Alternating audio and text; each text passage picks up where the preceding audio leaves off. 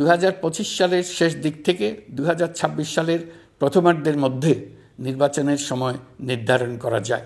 আমাদের সংস্কারের যে আকাঙ্ক্ষা সেটি বাস্তবায়নে প্রতিটি কমিশনই আমাদের জন্য গুরুত্বপূর্ণ।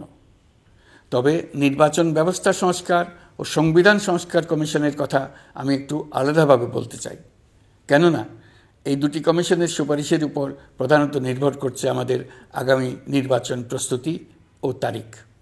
এই প্রসঙ্গে বড় খবর হলো প্রধান নির্বাচন কমিশনার সহ নির্বাচন কমিশন গঠন করা হয়ে গেছে। কমিশন দায়িত্ব গ্রহণ করেছে। এখন থেকে তাদের হাতে দায়িত্ব ন্যস্ত হলো ভবিষ্যৎ সরকার গঠন করার প্রক্রিয়া শুরু করার। তারা তাদের প্রস্তুতির কাজ শুরু করেছেন। তাদের হাতে অনেক কাজ।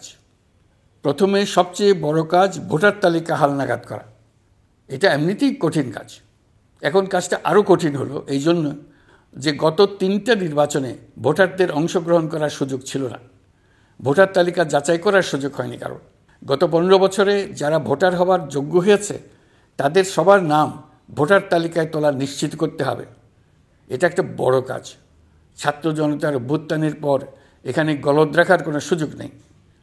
দীর্ঘদিন পর এবার বহু তরুণ তরুণী জীবনে প্রথমবারের মতো ভোট দেবে। অতীতে তাদেরকে সে অধিকার এবং আনন্দ থেকে বঞ্চিত করা হয়েছে। তাই এবারের নির্বাচনে তাদের ভোটদান একটি স্মরণীয় ঘটনা হয়ে থাকবে। এই অভিজ্ঞতাকে মসৃণ করার সমস্ত আয়োজন করতে হবে। আমার একান্ত ইচ্ছা এবারের নির্বাচনে প্রথমবারের তরুণ তরুণী ভোটাররা শতকরা 100 কাছাকাছি সংখ্যায় ভোট দিয়ে একটি ঐতিহ্য সৃষ্টি করুক।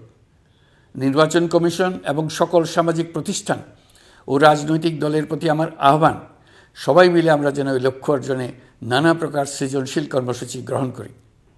এখন থেকে সবাই মিলে এমন একটা ঐতিহ্য সৃষ্টি করি যেন স্থানীয় নির্বাচন সহ সকল নির্বাচনে সকল কেন্দ্রে প্রথমবারের ভোটাররা 100% কাছাকাছি সংখ্যায় ভোটদান নিশ্চিত করবে। এটা নিশ্চিত করতে পারলে ভবিষ্যতে কোনো সরকার মানুষের ভোটাধিকার কেড়ে নেবার সাহস করতে পারবে না। নতুন ভোটার ছাড়াও যাদের আগে থেকে ভোটার তালিকায় নাম থাকার কথা ছিল তারা ভোটার তালিকায় আছে কিনা তা নিশ্চিত করতে হবে। বিশেষ মনোযোগ দিয়ে ভুয়া ভোটারদেরকে তালিকা থেকে বের করে দিতে হবে। এবার আমরা প্রবাসী বাংলাদেশিদেরকে ভোট দেওয়া নিশ্চিত করতে চাই। অতীতে আমরা এই ব্যাপারে অনেকবার আশ্বাসের কথা শুনেছি। এই সরকারের আমলে এটা যেন প্রথমবারের মতো বাস্তবায়িত হয়, এটা আমরা নিশ্চিত করতে চাই। এর জন্য একটা নির্ভরযোগ্য ব্যবস্থা করতে হবে। সব কিছুই সমসাপেক্ষ ব্যাপার।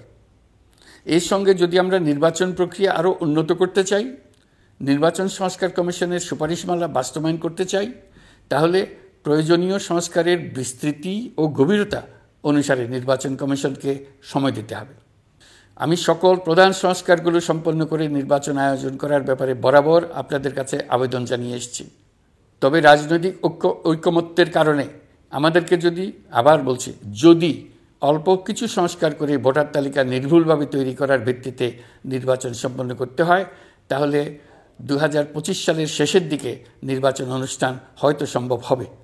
আর যদি এর সঙ্গে নির্বাচন প্রক্রিয়া এবং নির্বাচন সংস্কার কমিশনের সুপারিশের পরিপ্রেক্ষিতে এবং জাতীয় ঐকমত্যের ভিত্তিতে প্রত্যাশিত মাত্রার সংস্কার যোগ করি, তাহলে অন্তত আরও 6 মাস অতিরিক্ত সময় লাগতে পারে। মোটা দাগে বলা যায় 2025 সালের শেষ দিক থেকে 2026 সালের প্রথমার্ধের মধ্যে নির্বাচনের সময় নির্ধারণ করা যায়।